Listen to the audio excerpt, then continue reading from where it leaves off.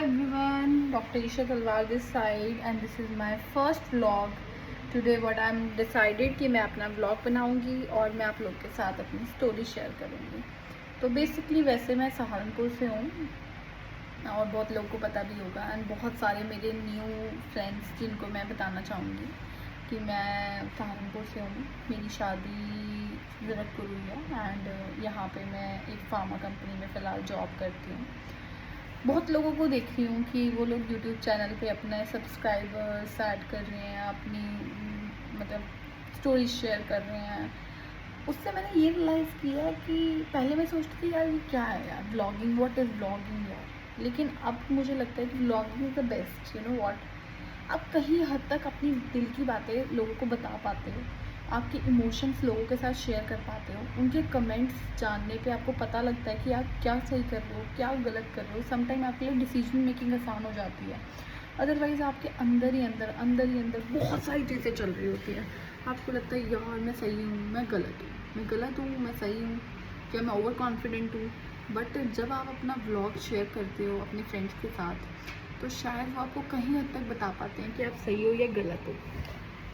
तो यहाँ मैं अपनी ब्लॉगिंग जो स्टार्ट कर रही हूँ अपने एक इंसिडेंट से स्टार्ट कर रही हूँ, क्योंकि इस इंसिडेंट के बीच में मेरे साथ बहुत सारी चीज़ें हुई जो मेरे माइंड में मतलब एक तरह से स्टोर कर गई हैं और मुझे कहीं ना कहीं मोटिवेट भी कर रही हैं।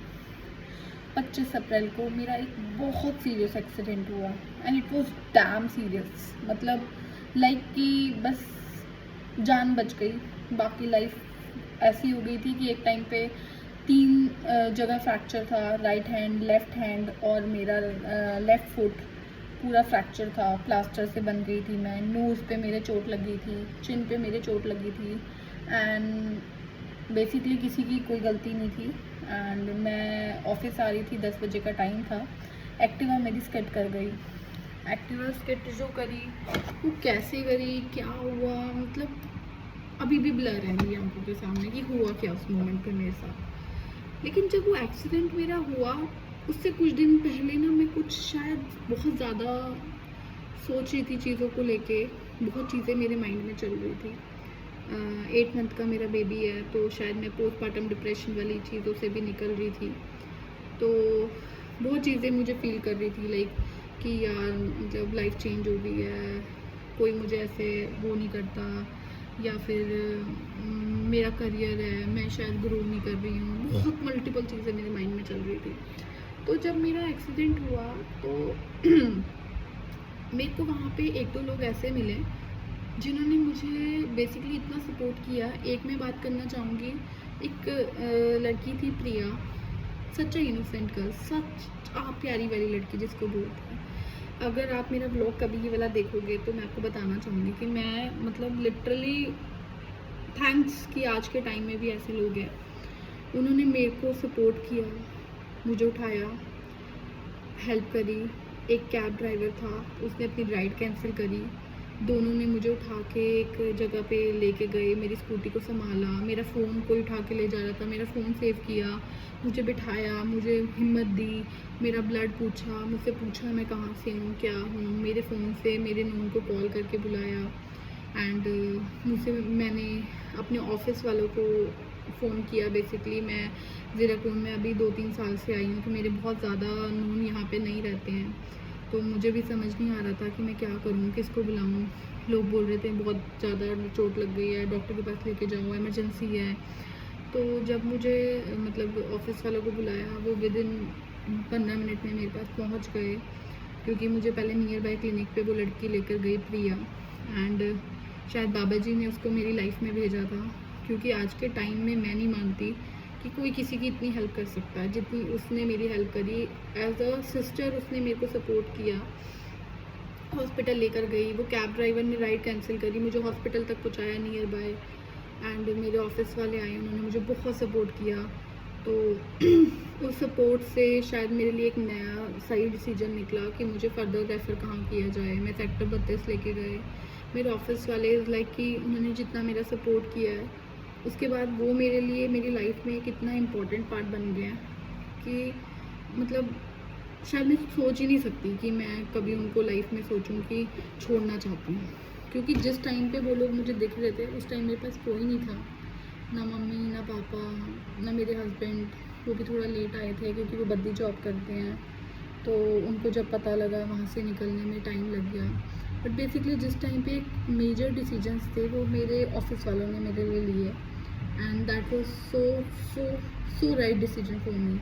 सेक्टर 32 लेके जाना, मेरे एक्सरे करवाना, फाइंड आउट करना हुआ क्या है, प्लास्टर चढ़े मुझे, मेरे काफ़ी चीज़ें हुई मेरे साथ। देन ऑफिस से एक ड्राइवर मेरे लिए आया एंड वही ड्राइवर मुझे बेसिकली लेके गया। तो जब मैं वहाँ पहुँची वापस घर, तो मैंने रियलाइज़ किया कि क्या हुआ मेरे साथ, मतलब अनएक्सपेक्टेड था। मैं समझ ही नहीं पा रही थी कि मेरे साथ हुआ क्या है, पर धीरे धीरे समझा कि ये जो दिमाग की इतनी उलझनें थी, माइंड में इतना कुछ चल रहा था मल्टीपल, शायद वही चीज़ें मुझे कहीं ना कहीं ऐसी सिचुएशन पे ला के खड़ा कर दिया। तो खुद को थोड़ा काम किया, बिकॉज मेरे को पैशनेट रहता है कि मुझे ऑफिस आना है, मुझे काम करना है, मुझे मंथ में सैलरी चाहिए। वो सैलरी के लिए मैं भागती हूँ, बिकॉज मुझे ऐसा लगता है कि वो अमाउंट आएगा, I can take some decision, मैं कुछ खर्च कर सकती हूँ, किसी का बर्थडे है, मेरी फैमिली में कुछ है, मुझे किसी का सपोर्ट करना है, तो वो मुझे कहीं ना एक बूस्टअप देता है।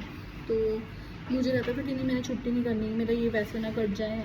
ऐसी कोई मजबूरी नहीं है कि मुझे जॉब करनी है, बट स्टिल लाइक कि वो मुझे काफ़ी वो हेल्प आउट कर जाती हैं चीज़ें ना।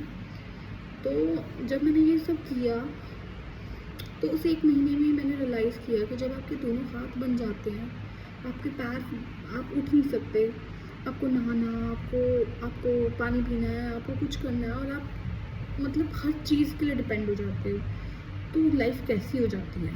तो जब मैं ओके थी, मेरा एक्सीडेंट नहीं हुआ था, तो मैं दिमाग से फ्रैक्चर हो गया था।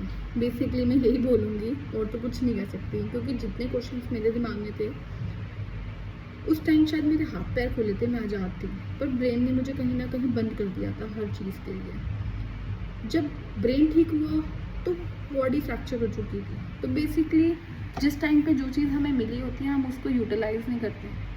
ब्रेन था, सब कुछ अच्छा था, पर ब्रेन को इतना ओवर यूज़ कर रही थी, ऐसा क्यों नहीं हो सकता है, ऐसा हो रहा है, वैसा हो रहा है, लाइफ में सब कुछ अच्छा है, हस्बैंड है, फैमिली है, इन लॉज हैं, बेटा हो गया, और सबका सपोर्ट है, ऑफिस वालों का सपोर्ट है। समझा तब तक थोड़ा लेट हो गई थी, पर शायद कुछ चीज़ें अच्छे के लिए होती हैं। इस एक्सीडेंट ने मुझे बहुत कुछ सिखाया, इस एक्सीडेंट ने मुझे रियल मीनिंग ऑफ लाइफ समझाया। आप ठीक हो तो सब कुछ ठीक है, आप ठीक नहीं हो तो कुछ भी ठीक नहीं है। तो बेसिकली इस एक्सीडेंट से मैंने बहुत कुछ सीखा।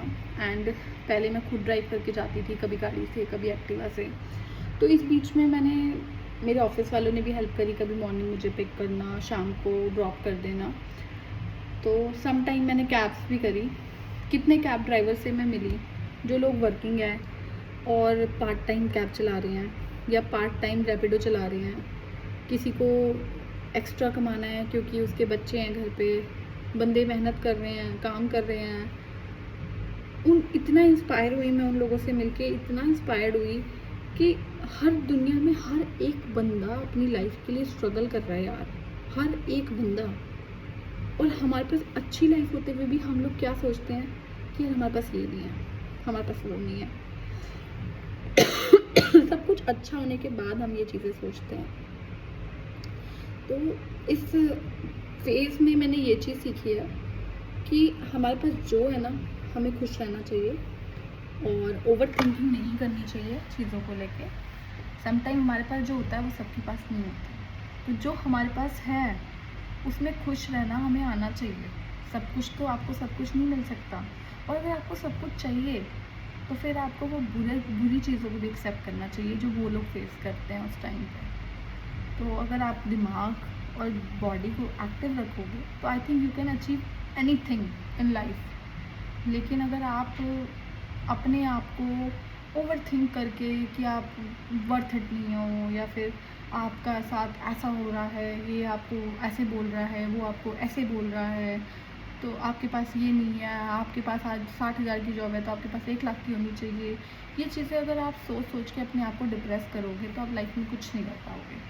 आई थिंक ये और बॉडी आपकी ठीक है तो आप सब कुछ कर जाओगे। तो दोनों को ठीक रखना बहुत ज़रूरी है। कि नेक्स्ट ब्लॉग में आपके लिए कुछ और बात ज़रूर लेकर आऊँगी। अगर मेरा ब्लॉग अच्छा लगे तो प्लीज़ सब्सक्राइब ज़रूर करना, और कुछ सजेशन देना चाहो तो बोल ज़रूर देना। Thank you.